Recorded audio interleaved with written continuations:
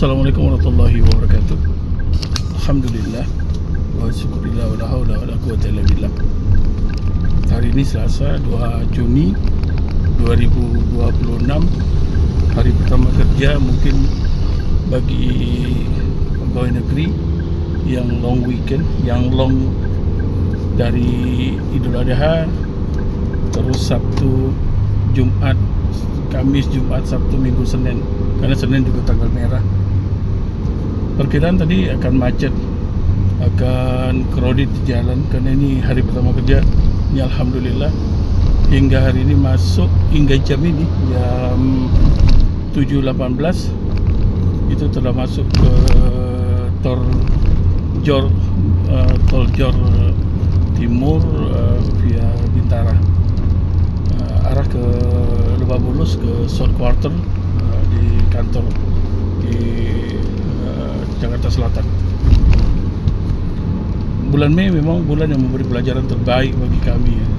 Setelah izin berdarah-darahnya dalam pencapaian performa teman-teman, juga bulan Mei juga menjadi pelajaran bahwa terkadang ada identitas yang sebenarnya kita tahu, sebenarnya kita mengerti mereka ada, cuman kadang terabaikan. Lalu akhir Mei kemarin kita melakukan sebuah ikhtiar yang membongkar sebuah misteri kenapa dan ada apa dalam rumah tangga kita. Bulan Mei juga bulan dimana ya aku mengulang tahun kan, walaupun ya tidak ada perayaan ya, karena memang tidak ada lagi konsep untuk itu di keluarga kami. Yang jadi catatan adalah suatu malam aku nangis memeluk istriku, lalu bilang, kenapa mesti setelah kita setengah abad ini, setelah hampir seperempat abad nikah, kejadian ini baru muncul. Istriku bilang malahan ya bersyukur kalau kejadian muncul waktu aku muda, waktu anak-anak masih kecil, mungkin dia nggak akan tahu siapa yang mau dihandle-nya dulu, antara anak kah atau antara suaminya kah yang katakanlah dalam tanda kutip bertingkah. Ya secara susah ya mencari bahasanya. Secara garis besarnya begini, bahwa setahun terakhir ini ada sedikit guncangan dalam rumah tangga yang tanpa kami sadari gitu loh, yang tanpa kami pahami bahwa ini sebenarnya adalah gangguan dari jin ya. Akhirnya kita menempuh ruqyah. Sebenarnya berapa kali kita telah ruqyah, tapi itu hanya kepada saya sendiri ruqyahnya. Kemarin kita akhirnya menempuh ruqyah yang mungkin Allah juga tetapkan ya, berjumpa dengan teman lama yang pada dulunya kita tidak akan percaya bahwa dia sekarang menjadi praktisi ruqyah syariah, dan juga di backup oleh anak bungsuku yang kebetulan hufaz penghafal Al-Quran, yang mengerti juga bagaimana proses ruqyah itu secara syar'i dilakukan. Ada fase di mana sebenarnya kita tidak cekcok ya, tidak ada ya, rumah tangga harmonis saja, rumah tangga baik-baik saja gitu. Tapi ada fase di mana kita tidak bisa menemukan sesuatu yang sebenarnya ini hal biasa ya, sesuatu yang sebenarnya tidaklah menjadi masalah kalau dulu gitu. Ada fase-fase istri di mana tiba-tiba merasa benci kepada suaminya, walaupun habis itu bisa ditekan lagi. Ada fase di mana aku juga merasa nggak mau menyentuh istriku, walaupun habis itu bisa ditekan lagi gitu. Dan ada fase-fase di mana aku mengalami mimpi-mimpi yang katakanlah buruk gitu. dan juga keanehan yang terjadi di rumah. Kita tidak mempercayai sesuatu yang sifatnya aneh secara ini ya, secara perdukunan ya, karena bagaimanapun itu di luar nalar. Tapi manusia bersekutu dengan jin, manusia memakai jin sebagai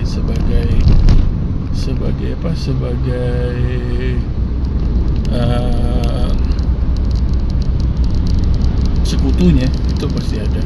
Jadi ada di mana rumah menjadi sangat aneh.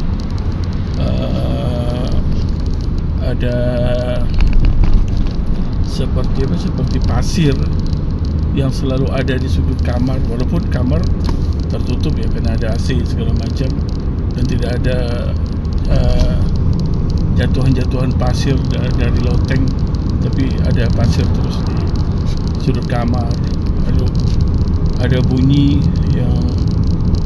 seperti pasir yang ditaburkan. Lalu ada bunyi seperti bunyi letusan di dalam kamar. Lalu beberapa kali kopi yang belum diminum jadinya setengah gitu. Dan ada beberapa hal yang biasanya tidak pantaslah diceritakan kalau di ruang publik seperti ini. Bergerak dari situ, kita mencari pengobatan secara alternatif ya. Bukan alternatif ini bukan berarti pengobatan perdukunan kan. Kita mencari pengobatan secara syar'i. Awalnya sih dengan Zahwa, anak bungsu meruqyah aku, karena dia juga bisa meruqyah, dan aku lebih percaya sebenarnya sama Zahwa untuk meruqyah, karena aku tahu banget siapa Zahwa. Aku tahu banget bagaimana kapasitas ibadah Zahwa, dan aku tahu banget bagaimana hafalan Zahwa juga, dan juga konsistensi Zahwa dalam beribadah. Aku tahu banget.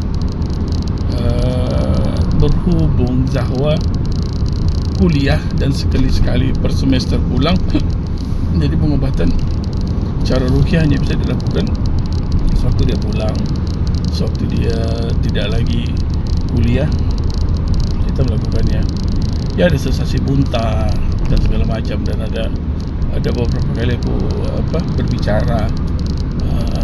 Kita skip aja apa yang dibicarakan, cuman yang pasti fenomena itu akhirnya ada.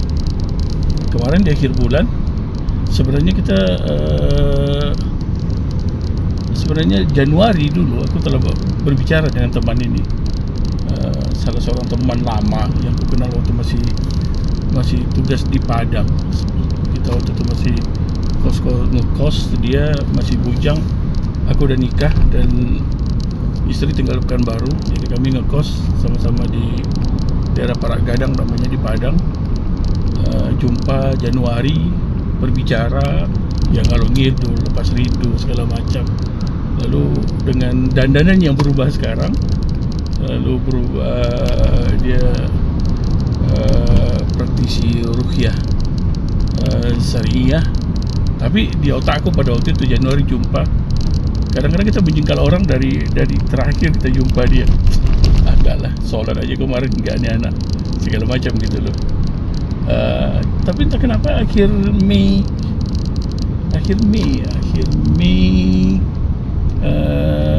tiba-tiba terbetik hatiku untuk nelfon. Udah aku punya nomor teleponnya, terbetul hatiku untuk nelfon. Lalu sebenarnya ke waktu awal-awal tuh hanya ingin mencoba, benar nggak nih ya dia bisa ruqyah, benar nggak nih ya ruqyahnya itu sama dengan apa yang dilakukan oleh anakku. Karena patokan ruqyah pasti harus syariah, tidak ada jampi-jampi di dalamnya, tidak ada doa-doa aneh di dalamnya. Lalu yang dibaca khusus hanya doa ruqyah yang memang ada tuntunannya dan ada hadis-hadis sahih yang menyatakannya. Dan semua yang dilakukan oleh temanku itu ya ruqyah syariah. Kami ruqyah, hari pertama ruqyah janjinya 2 hari, karena si teman minta sediakan nanti daun bidara, jadi kami mencari dulu daun bidara. Akhirnya hari ketiga setelah itu meruqyah, ya sama fenomenanya, aku muntah, muntah hebat malah, sendawa dan segala macam yang dia ruqyah. Lalu mungkin dia ada 1 jam berhenti.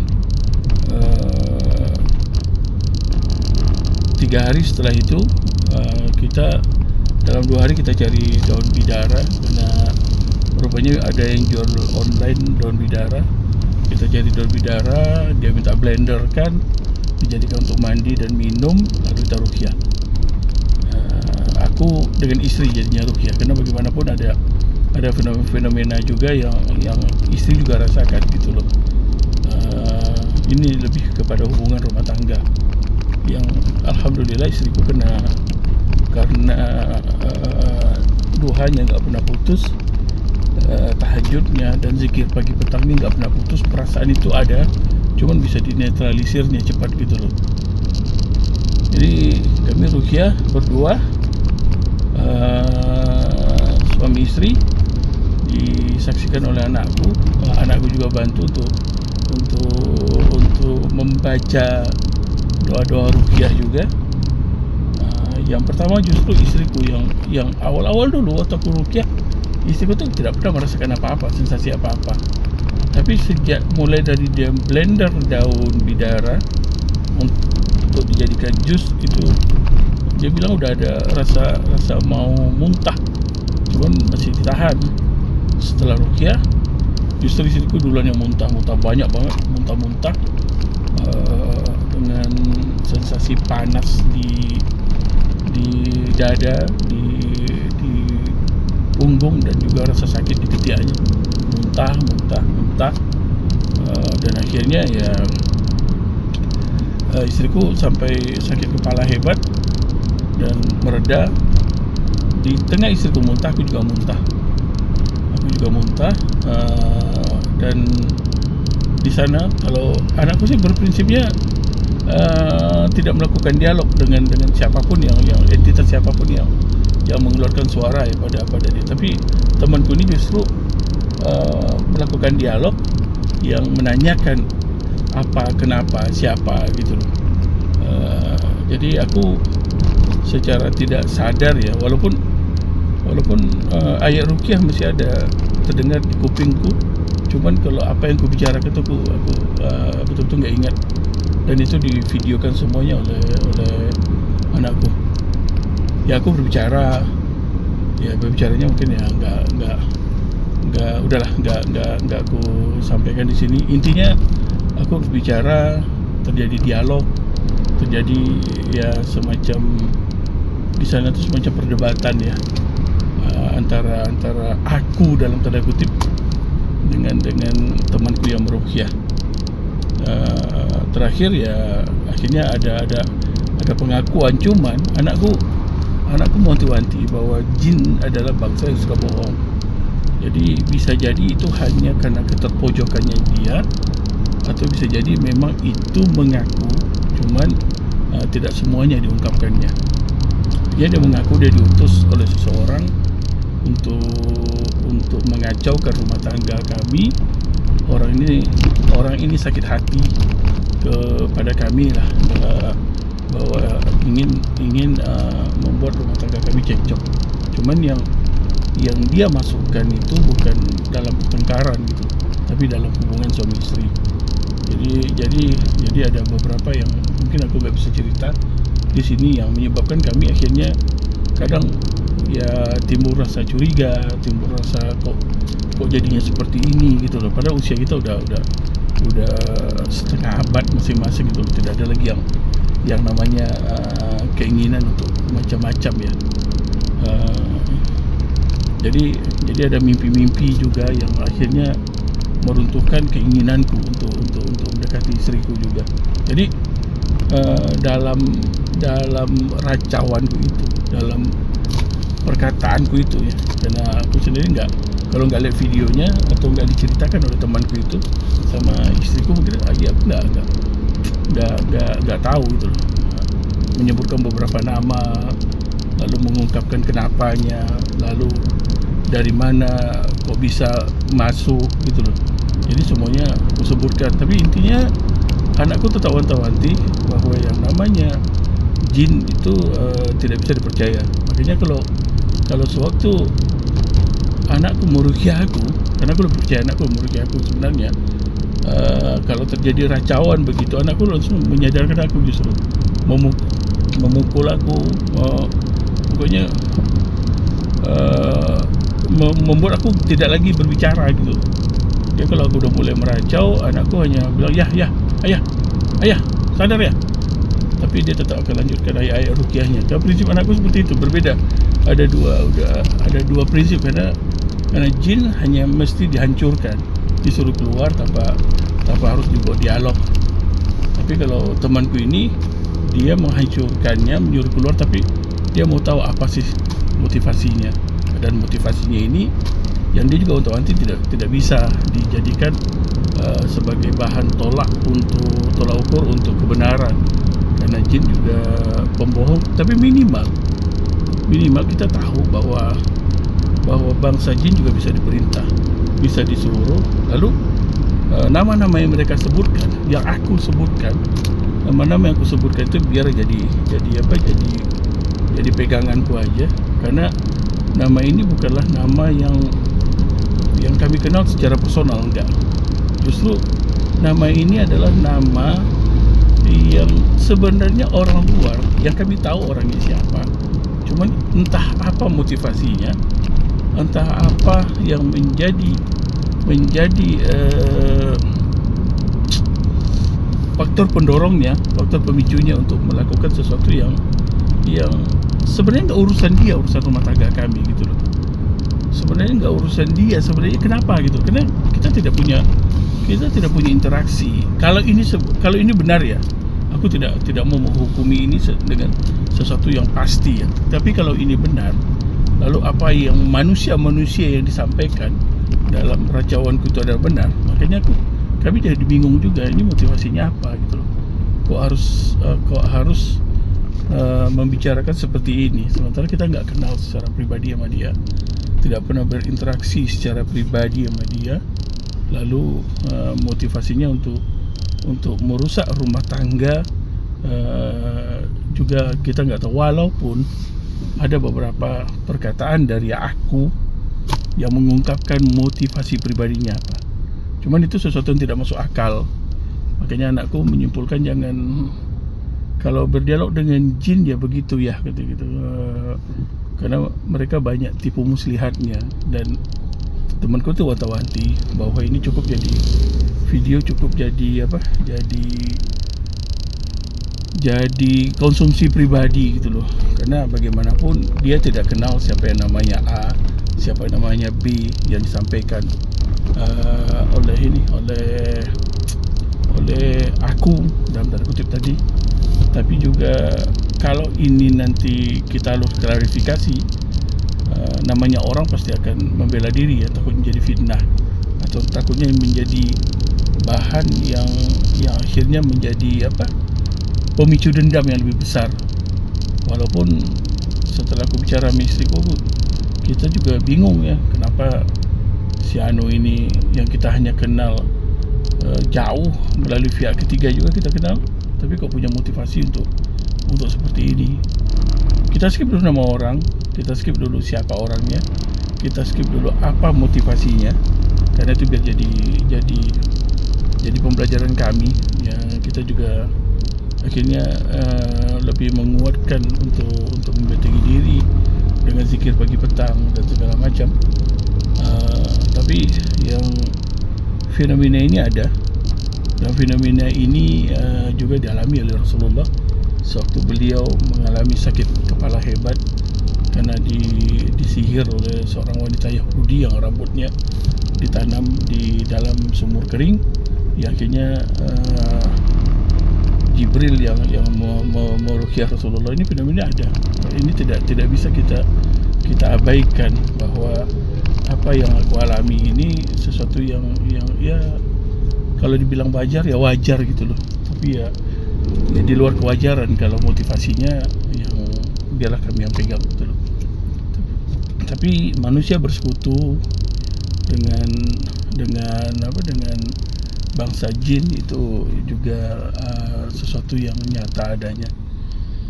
Akhirnya kita punya kesimpulan bahwa terkadang kita tidak tahu apa salah kita di luar sana ya. Terkadang juga kita tidak tahu kenapa orang membenci kita. Kita tidak bilangkan bahwa kita menjadi manusia yang paling baik, karena kita juga pasti salah. Dan mungkin dari kesalahan ini lalu orang mempunyai sakit hati dengan kita, lalu mempunyai prasangka yang tidak baik dengan kita, lalu dengan segala macam dendamnya, lalu membuat sihir kepada kita dan keluarga. Jadinya lebih berhati-hati aja berinteraksi dengan orang, tetap berbuat baik dengan orang, tepat minta maaf kalau memang kita salah dengan orang. Itu jadinya prinsip kami sekarang. Kalau memang kita merasa kita salah, kita minta maaf sama orang. Lalu seandainya nanti orang tersebut dendam kusumat dengan kita yang seperti yang aku alami, ada beberapa dendam katanya yang dia sampaikan, ya akhirnya ya berpulang pada Allah. Semua minta tolongnya kita. Itu aja yang mau sampaikan untuk kali ini. Mei betul-betul sedar derdor itu kalau mengambil istilahnya anak-anak sekarang. Juni insyaallah kita akan berjalan ke arah yang lebih baik lagi. Kita akan melakukan sesuatu yang lebih baik lagi. Kami komitmen dengan suami dan isteri, kita akan review lagi ya, muhasabah lagi interaksi kita dengan orang.